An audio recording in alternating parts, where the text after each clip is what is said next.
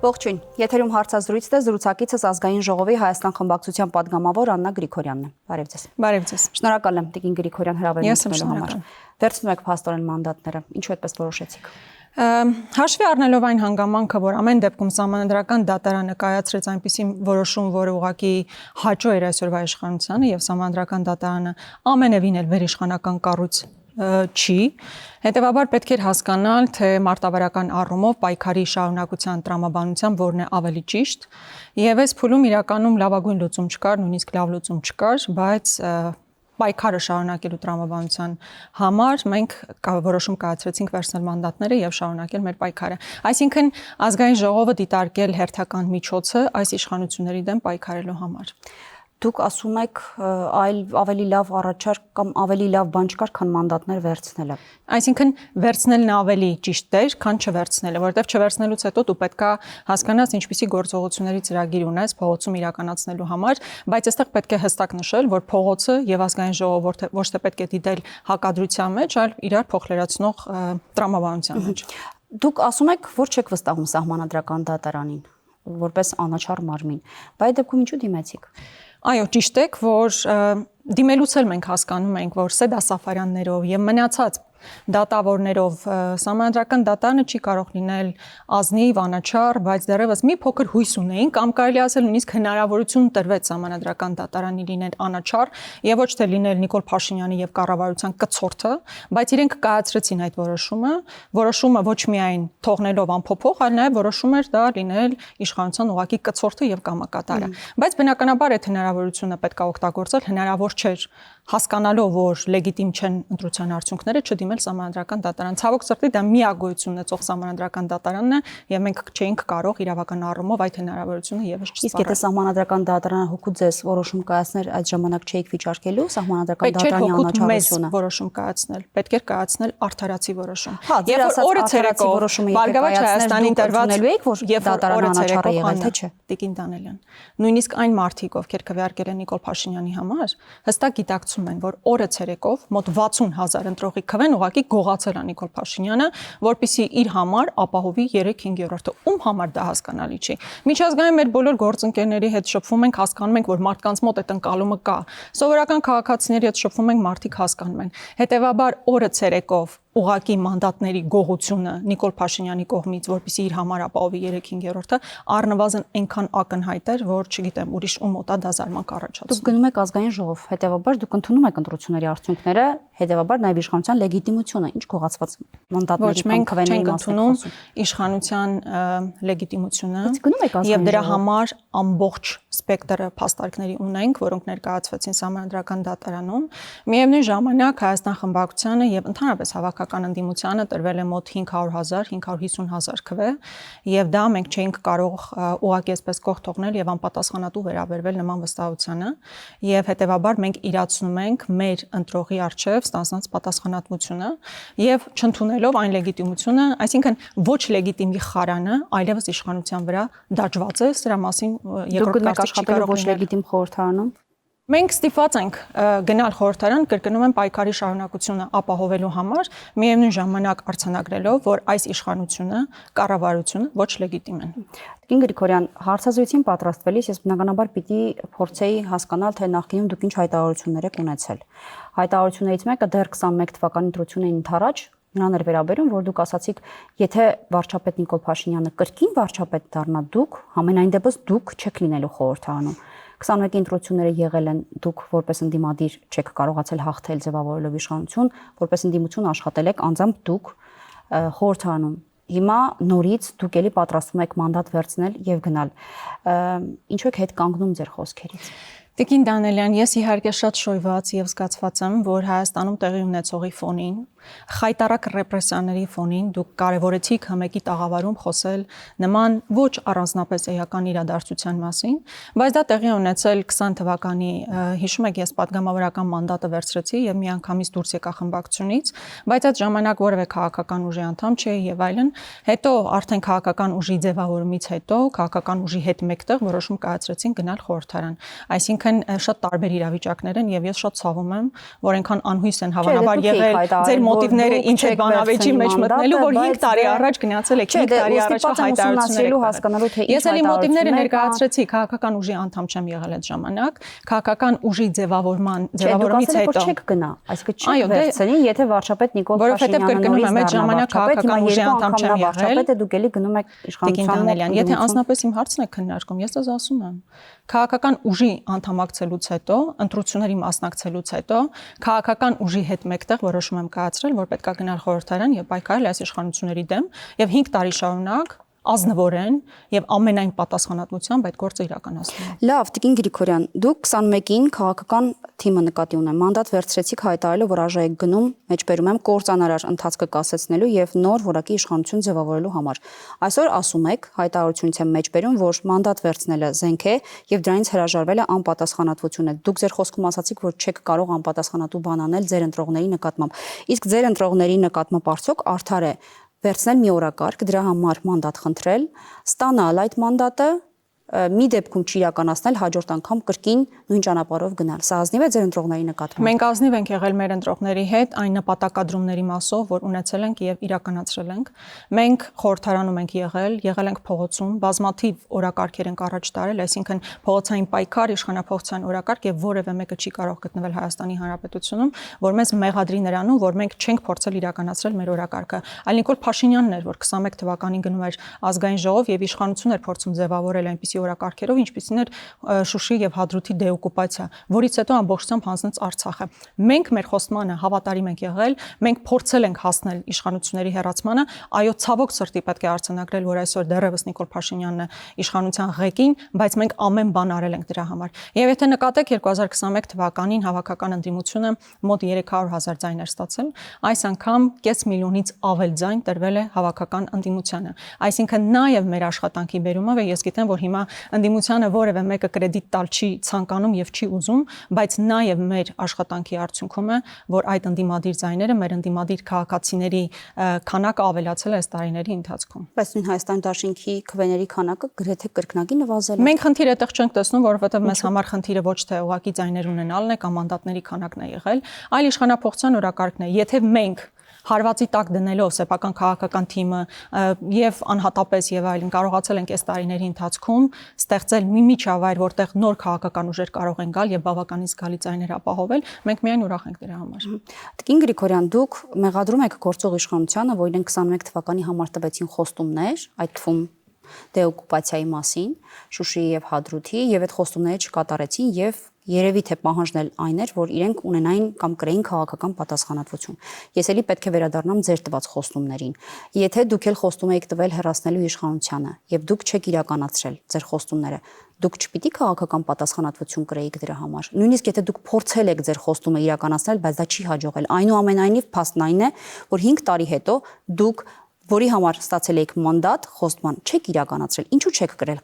քաղաքական պատասխանատվություն։ Ինչ նկատի ունեք ընդդիմության քաղաքական պատասխանատվությունը ո՞րն է։ Իշխանության քաղաքական պատասխանատվությունը հստակ է։ Իշխանությունը ձևավորում է կոնկրետ խոստումներով, այնուհետև կառավարության ծրագիր եւ հետո տապալում է այդ ծրագիրը ունենալով ամբողջ լծակները իրականացնելու այդ ծրագիրը։ Հիմա ինքը դրա համար պետք է կրել քաղաքական պատասխանատվություն, այն է հեռանալն է։ Ընդդիմության համար մենք փորձել ենք ամեն ինչ։ Ասեք մի բան, որ մենք այս տարիներին չենք իրականացրել, ասեք մի բան, որ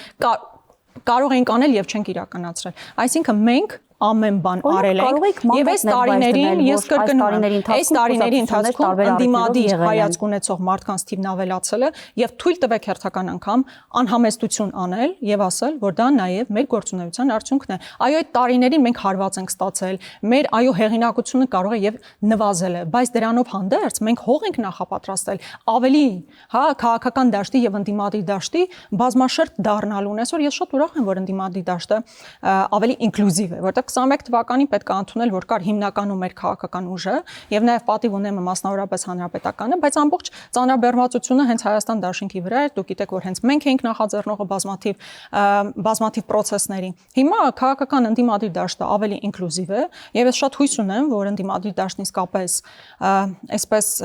միասնական ճակատով հանդես կգա այն բոլոր արհավիրքների դեմ, որ հիմա նախապատրաստում է այս իշխանությունը։ Բայց գիտեք ինձ ինչն է մեր զրույցի մեջ անհանգստացնում։ Մենք իսկապես ոնց որ հմեկի իրականության մեջ ապրենք։ Տիկին Դանելյան, այսօր քաղաքական վենդետա է տեղի ունենում քաղաքական ուժերի մեկի նկատմամբ։ 60,000 ձայնը ուղղակի վոտատակ է տվել այս իշխանությունը ու դրա մասին ոչ մի բան չեք ուզում խոսել։ Հիմա մենք հետ ենք գնալու 5 տարի առաջվա տեղի ունեցածը իրադարձություններին եւ հայտարարություններին, եկեք խոսենք այսօր դրա մասին։ Պետք է նախ եւ առաջ գնահատեք, թե նախորդ 5 տարիներում ինչ եք խոստովել եւ 3 անգամ արդեն ասացի վտանգների մասին եք խոսում նախորդ 5 տարիներին, որ հետո հասկանանք հաջորդ 5 տարիներին դուք ինչ եք խոստացել քաղաքացիներին եւ ինչ եք կարողանալու անել։ Ձեր գնահատում վենդետային դեռևս կանդրադառնանք, ես դա կորոշեմ թե հաղորդման որ հատվածում, բայց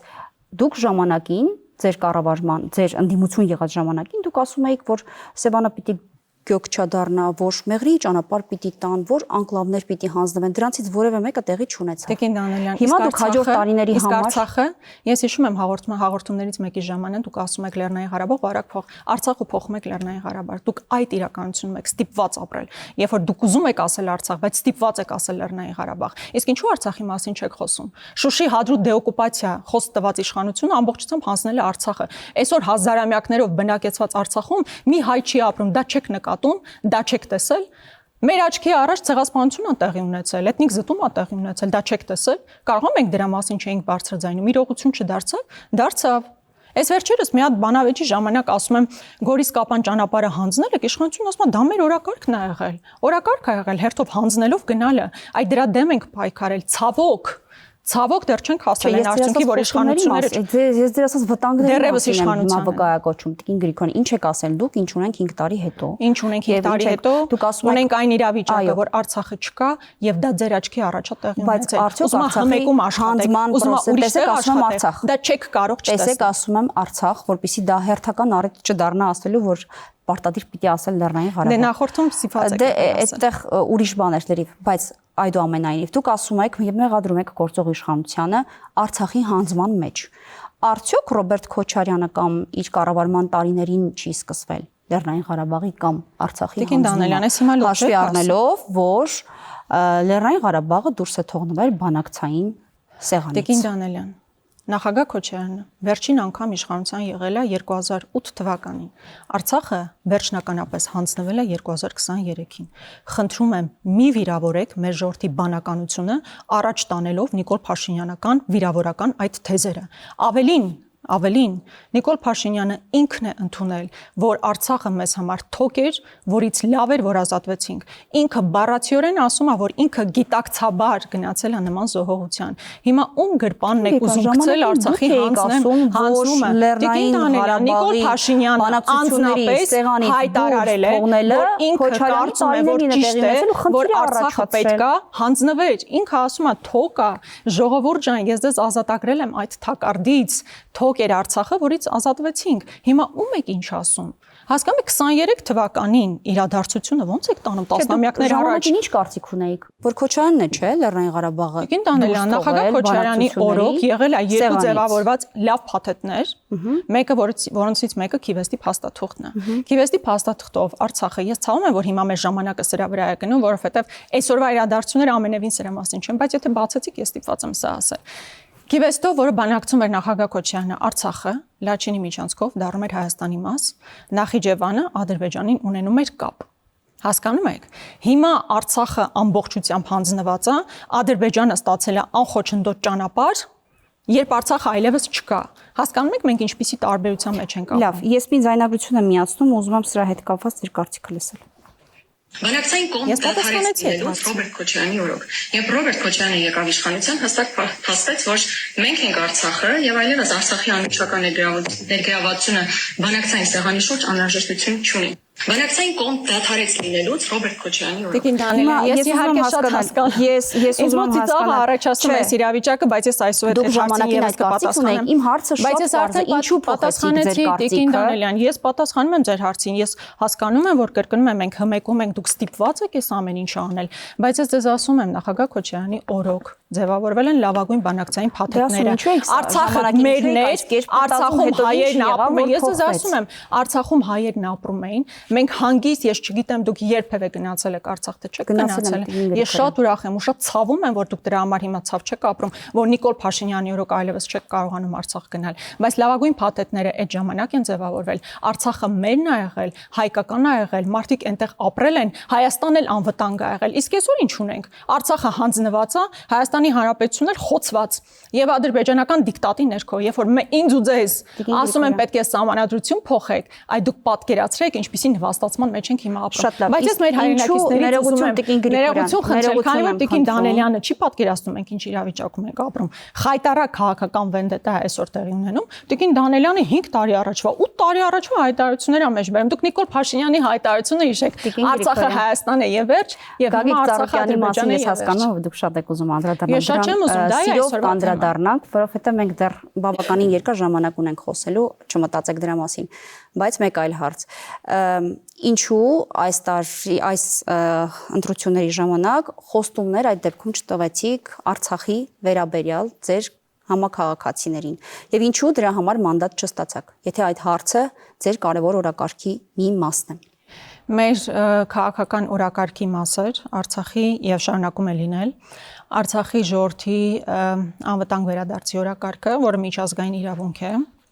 եւ որևէ մեկը չի կարող ուղղակի խաչ քաշել մեր ժողովրդի այդ իրավունքի իրացման վրա։ Այլ բան, որ այս իշխանություններն ասում են, այդ հարցը պետք է վերջնականապես փակենք, ավելին ասում են, եթե մենք դրա մասին խոսում ենք, Ադրբեջանը խոսում է ադրբեջանցիների Հայաստան բնակեցման մասին։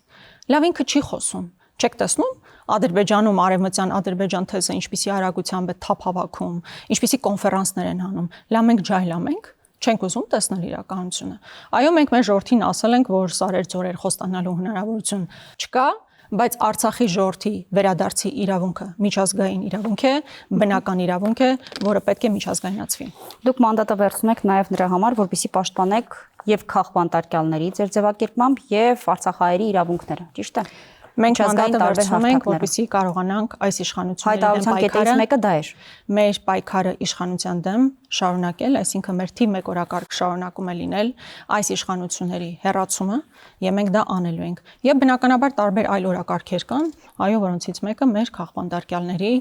իրավունքների պաշտպանությունն է ինչպես Հայաստանում, այնպես էլ Հայաստանից դուրս։ Մեր օրակարգում է նաև այսպես կոչված սահմանադրության փոփոխության հարցը, Ալիևյան սահմանադրության ընդունման կանխարգելումը, չնայած մեր ժողովուրդը իր քվեով արդեն ցույց է տվել Նիկոլ Փաշինյանի, որ ինքը չի պատրաստվում փոխել սահմանադրություն, որովհետև դու գիտեք, որ սահմանադրության փոփոխության համար 2/3 մեծամասնություն է պետք, իսկ մեր ժողովուրդը նման վստահության քվե չի տվել այս իշխանություններին։ Ավելին, Նիկոլ Փաշինյանը դեռ պետք է պատասխան տա, թե ոնց է ահաբեկել մեր ժողովրդին ընտրության ժամանակահատվածում, ասելով, որ եթե ես չստանամ 2/3 մեծամասնություն, լինելու է ավերիչ պատերազմ։ Ինքը պետք է պատասխան տա այս հայտարարության համար, որովհետև հիմա եւ հարցնում ենք, բա հիմա ավերիչ պատերազմ լինելու է։ Ասում է ոչ, չի լինելու, խաղաղություն է լինելու, բայց ինչի՞ ես ահաբեկել մեր ժողովրդին։ Մեր ժողովուրդը, որ մի քանի պատերազմ ա տեսել քո իշխանության օրոք, արժանի է, որ նման terror-ի ենթարկվի։ Տիկին Գրիգորյան, հիմա գանք ձեզ համար ամենասպասելի թեմային։ Գագիկ Ծառուկյանի շուրջ ծավալվող իրադարձություններին։ Դուք ինչ գնահատական եք տալիս։ Ոնց եք մեկնաբանում եւ ոնց եք բացատրում, որ դա քաղաքական վենդետա է։ Նախ ոչ թե սա ինձ համար սպասելի թեմա է կամ որևէ այլ ձևակերպում, չգիտեմ ոնց տվեցիք, սա այն իրողությունն է, որի մեջ մենք հիմա ապրում ենք։ Մենք հիմա ամեն առավոտ բացվում է եւ տեսնում ենք, թե այս իշխանությունները ում է այսօր թիրախնդրել քաղաքական վենդետա իրականացնելու համար։ Ես ուղղակի երբ երեք տեսա, որ Ծառուկյանի տուն հատուկ այսպես ֆորմայով մարդիկ մտել են, հետաքննություններ են իրականացնում եւ այլն, միևնույն ժամանակ բիզնեսի նկատմամբ այդպիսի տերոր կա, ես մտովի գնացի 18 թվական 18 թվականից առաջ Նիկոլ Փաշինյանն ասում էր Ծառուկյանի վերաբերյալ ուներ այնպիսի գնահատական, որ ինքը օլիգարխ է, քրյա օլիգարխ եւ այլն եւ այլն։ 18 թվականի երբ Ծառուկյանը նրան սատարեց, միանգամից դարձավ խոշոր սեփականատեր, խնդիր չուներ։ Այսինքն մարդը եթե իրեն չի սատարում, միանգամից դառնում է հանցագործ, հետ սկսում է իրան սատարել սովորական խոշոր սեփականատեր է։ Հետո որոշակի փուլ հետո պատերազմից առաջ, երբ Ծառուկյանն ասում էր դուք պետք է գնաք, հեռանաք, էլի միանգամից քրեական գործը եղավ, Ծառուկյանը այդ ժամանակահատվածում նստեց, մի գործ, որի համար վերջերս իմիջիայլոց արդարացվեց։ 5 տարվա ընթացքում Ծառուկյանը ակտիվ չէր քաղաքականապես, հանգիստ մարդ իր համար ապրում էր, խոշոր սեփականատեր էր, Նիկոլ Փաշինյանի իր հետ կապված խնդիր չուներ, հենց որոշեց մտնի քաղաքական պայքարի մեջ, միանգամից դառնում է հանցագործ, այսպես ամեն ինչի նկատմամբ քրեական հետապնդում, դուք գիտեք ինչի մասին է իր քրեական գործը։ Կարող եք նկարագրել։ Ոչ մեկ չգիտի ինչի մասին է։ Ավելին այդ մի դրվագն էլ ինչ որ ապօրինի որս թե որսի հետ կապված որևէ բան։ Լավ, եթե Ծառուկյանի որսի հետ կապված որևէ բանում եք մեղադրում, բա իր բիզնեսները ինչի եք փակել։ Որսի համար մեղադրվող անձի դեպքում Արա ցեմենտ ինչի է կապարակնքվել։ Լավ, մուլտի վելնեսի հաճախորդները ինչ կապ ունեն դրա համար, դրա հետ որ հիմա պետքա տուժեն, մուլտի վելնեսը ինչի է կապարակնքում։ Հասկանում եք, սա քաղաքական տերոր է, որ իրականացվում է ու մեծ հաշվով Նիկոլ Փաշինյանը դրա մասին խոսել է, չէ։ Ինքը հայտարարել է, որ լինելու է վենդետա, եւ հիմա վենդետան իրականացնում է։ Քաղաքական ակնհայտ հետապնդում է։ Մեկ այլ կարծիք էլ կա, օրինակ, ասում են նրանք, ովքեր անցնում են ինչ-ինչ քրեական գործերով, իմիջիայլոց միշտ չի, որ այդ քրեական գործերը հենց այդ պահին են հարուցվում, իրենք որոշում են, որ պիտի զբաղվեն քաղաքականությամբ եւ այդ կերպ փորձեն իրենց արդարացնել։ Ծառուկյանի նկատմամբ քրեական գործ չկար, ավելին եղած քրեական գործով ինքը արդարացվել էր, եւ այս բոլոր քրեական գործերը հարուցվել են քրեական գործերի մասին։ Այսինքն դուք չեք տեսել, երբ է հարուցվել եւ երբ է եղել նրա ես վիճակի չեմ, այսինքն ես մեկում աշխատելու վիճակի չես լինում շատ բաներ տեսնել իմ բառերը եւ Ծառուկյանը քաղաքական process-ների մաս է եղել, որից հետո այն մեղադրանքին կամ այն թղթերին, որոնք գտնվում են իրավապահների ձեռքերում։ Իմ միտքը սրան է վերաբերում։ Տիկին Դանելյան, նոր է հարուցվել քրեական գործը, ինչու ձեզ համար տեսանելի։ Ես չգիտեմ, այսօր է հարուցվել 3 թե օրինակ մի քանի ամիս առաջ կամ մի քանի տարի առաջ, ես դրա մասին չգիտեմ, հավանաբար։ Հա, եթե դուք գիտեք, գուցե ավելի ինֆորմացված եք, բայց հետեւաբար դուք կարծում եք, որ քաղաքական հետապնդում է, որտեղ մարդը զբաղվում է քաղաքականությամբ, այն մարդիկ, ովքեր անցնում են ինչ-ինչ քրեական գործերով, ինչ որ պահի իրենք որոշում են, որ պիտի զբաղվեն քաղաքականությամբ, եղած քրեական գործերում իրենց մեղքը մի կողմ դնելու համար։ Ես սրա մասին եմ ձեզ հարցնում։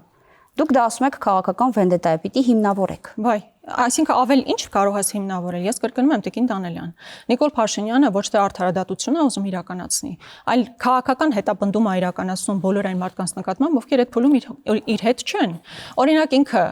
այն նույն մարդկանցում ասում է դուք քրեա օլիգարխ եք եւ այլն։ Այդ մարդիկ կամ հիմա իրա ցուցակում են կամ пассив կերպով սատարել են այս իշխանություններին ու ինքը խնդիր չունի այդ մարդկանց հետ։ Հասկանում եք, որ նա իրողությունը։ Գագիկ Ծառուկյանը մասնակցել է ընտրություններին։ Նիկոլ Փաշինյանը հայտարարել է, որ սենց եմ անելու, քաղաքական գնահատականը հնչեցվել է։ Հիմա դրա իրականացման փուլին ենք մենք հասել։ Ու իմիջիայլոց Գագիկ Ծառուկյանը միակ դեպքը չէ, դուք օրինակ տեսեք, նախագահ Քոչարյանը երկրից ուզում է դուրս գա,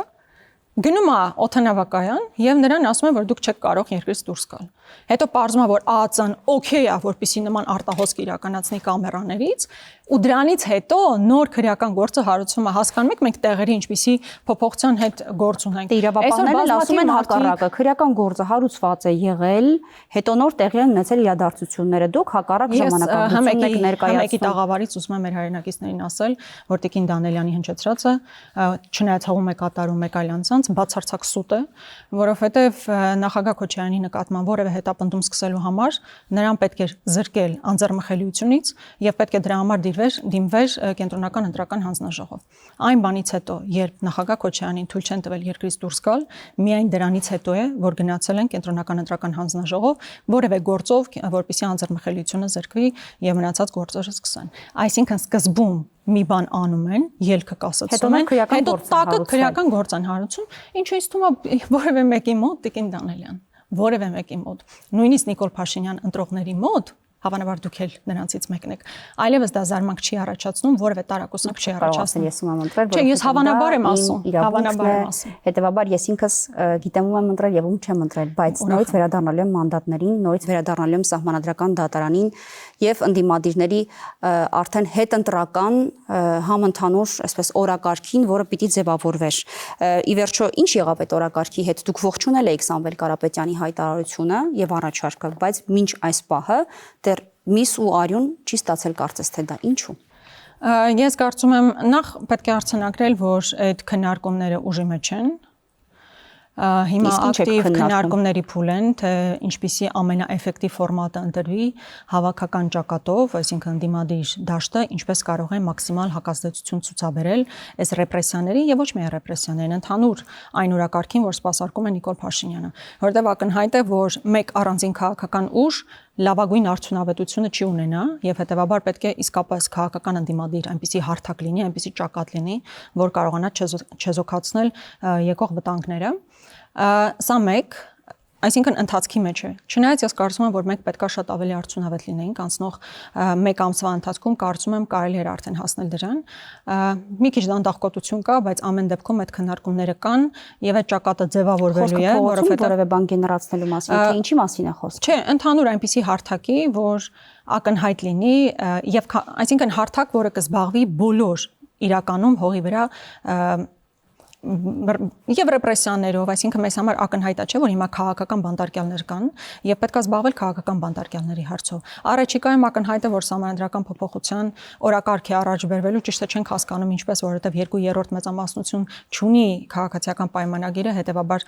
իրավաբանորեն անհնար է դա իրականացնել, բայց թե ինչպիսի իրավական, այսպես աճպարարություն կանեն, դա դեռ ժամանակը ցույց կտա, բայց համենայն դեպս մեր օրակարգում է լինելու դա նաեւ հավաքական ճակատով հակազդելու հնարավորություն է, այսինքն կան օրակարգեր, որոնց շուրջ ոչ թե մեկ, այսինքն ես ուզում եմ, որ պարզ լինի, ոչ թե բոլորը դառնում են մեկ, այլ այնպիսի ճակատ է ձևավորվում, որպեսզի հնարավոր լինի ճիշտ հակադարձումներ եւ ճիշտ հակազդեցություն ցուցաբերել այս իշխանություններից առաջ։ Դե տարբեր հանգամանքներ կան, հիմա կարծում ժամանակավերև է դրա մասին։ Այդ տարբեր հանգամանքները չեզոքացել են ընտրություններից հետո։ Տեսեք, նախ ես կարծում եմ իսկապես մեկ հավաքական ոչ թե ճակատով, այլ մեկ ցուցակով գնալը իսկապես տեղին չէր, որովհետև առանց այն էլ իշխանությունը բոլորին փորձում էր մեկ ցուցակի մեջ տեղավորել, գիտեք հայտնի իր հայտարարությունները, այսինքն եթե նույնիսկ առանձին ցուցակներով էին գնում, ինքը փորձում էր մեկ տեղել, հետեւաբար մեկ ընդհանրական ցուցակով գնալը, այսինքն մեկ ուժով գնալ, ցուցակը երևի ճիշտ բառ չի, ուժով գնալը միևնույն է ավելի էֆեկտիվ չէր լինելու, բայց ես կարծում եմ մի քիչ ավելի եւ այն ժամանակ եւ հիմա համագործակցության ավելի ինտենսիվ աստիճան է մեզ պետք, կրկնում եմ այս իշխանությունների դեմ պայքարի համար։ Մանդատներով նաեւ։ Այդ թվում մանդատներով, որտեղ մանդատը լրացուցիչ հնարավորություն է, որովհետև մենք չենք կարծում, որ միայն փողոցային պայքարով է հնարավոր լինելու իշխանափոխության հասնել կամ միայն ազգային ժողովի պայքարով։ Երկուսն էլ պետք է մեկտեղել, որովհետև փողոցում մեր պայքարը պետք է ամփոփվի ազգային ժողով։ Մանդատը պետք է որպեսզի կարողանանք իշխանություն վերցնել։ Գնացիք փողոցում պայքարելու, մի քանի շարժումներ արեցիք, ասացիք փողոցը առանց փողոցի հնարավոր չէ իշխանություն փոխել։ Երկու գործիքն էլ ձեր ձեռքում ունեցել եք նախորդ 5 տարվա ընթացքում, դա չի իրագործվել։ Հիմա այդ գործիքը ո՞նց է աշխատելու։ Էլի մանդատ, էլի փողոց։ Նախ ես ուզում եմ ուրախությամբ արձանագրել, որ դուք եւս տեսել եք, որ մենք անցնող տարիներին հավատարիմ ենք եղել մեր խոստմանը եւ փորձել ենք իրականացնել։ Գրիգորյան, այլ բան, որ դուք անընդհատ շեշտադրում եք, որ։ Հա, դե ես կրկնում եմ, դուք սկզբում ասում եք, որ դուք հավատարիմ եթերում նստած եք եւ ասում եք, այն եղել ձեր օրակարգին, իսկ ես փաստացի մեր խոսքի վերջում արդեն դուք եւս ընդունեցիք, որ մենք հավատարիմ ենք եղել մեր օրակարգին եւ փողոցում եւ ազգային ժողովում առաջ ենք տարել իշխանափոխության օրակարգը։ Չէ, ես ասում եմ ցավոք սրտի, դա չի ստացվել նախկինում, արդյունք չի տվել կամ այլ արդյունք է տվել։ Հիմա այդ գործը նորից եք ուզում կիրառել։ Դե թողեք, եթե հատկապես ամփոփում ենք, թողեք, արդեն ասեցիք դա։ Նոր բան չեք ասում, արդեն ասել եք։ Նկատի ունեմ, որ այո, մենք այդ ամբողջ ծավալով գործիքակազմը պետք է օգտագործենք եւ մեր քաղաքացիների մոտ ես գիտեմ, որ կան ազնիվ մարդիկ, ովքեր նաեւ մեզ ձայն են տվել եւ իսկապես մանդատ չվերցնելու կողմնակից են։ Ես գիտեմ այդ մարդկանց իրենց հետ խոսել եմ, բայց ես խոնարհաբար նաեւ իրենց ուզում եմ ասել, որ իսկապես այս փուլում իսկապես ճիշտ չէր հրաժարվել մանդատներից, որովհետև դա լրացուցիչ միջոց է եւ լծակ, որովհետև փողոցային պայքարի ամեն դեպքում հանգուցալուծումը նաեւ խորհրդարանում է, ինչպես 18 թվականին Նիկոլ Փաշինյանը փողոցային պայքարով ինքը դեռևս ազգային ժողովի падգամավոր էր, հետո նաեւ ազգային ժողովը տարբեր падգամավորներ եւ քաղաքական մեծամասնությունից մարդիկ իրեն քվեարկեցին, այսինքն խորհրդարան եւ ազգային ժողովի մեկտեղում է անհրաժեշտ եւ ոչ թե այսպես տարալուծել, բայց այն ինչ որ մեր տեղի է ունենում հիմա մեր երկրում իսկապես քաղաքական հետապնդումների աննախադեպ ալիք է, որը ցավոք սրտի աննկատ է մնում ժողովրդավարական դրա մասին գնահատական Տիկին Դանելյան, որպեսզի ես դա տեսնեմ, որպես հայ, ես ցավոք արձանագրում եմ, այո, որ Ուրսուլա ֆոն դեր Լայնը գալիս է այստեղ, երբ որ դեռ սահմանադրական դատարանում քննվում է ընտրությունների արդյունքների հարցը։ Ես իհարկե շատ ցավում եմ, որ այդ ամեն ինչը աննկատ է մնում եվրոպական կառույցների կողմից, բայց ինձ որպես հայ պարտադիր չի, որ Ուրսուլա ֆոն դեր Լայնը կամ Մակրոնը կամ որևէ մեկը այդ գնահատականը տա, երբ ես իմ աչքով եմ տեսնում այն ռեպրեսիաները, որ իրականացվում են։ Շնորհակալ եմ զրույցի համար։ Ես եմ։ Զրուցակիցս պատգամավոր Աննա Գրիգորյանն էր, կհանդիպենք։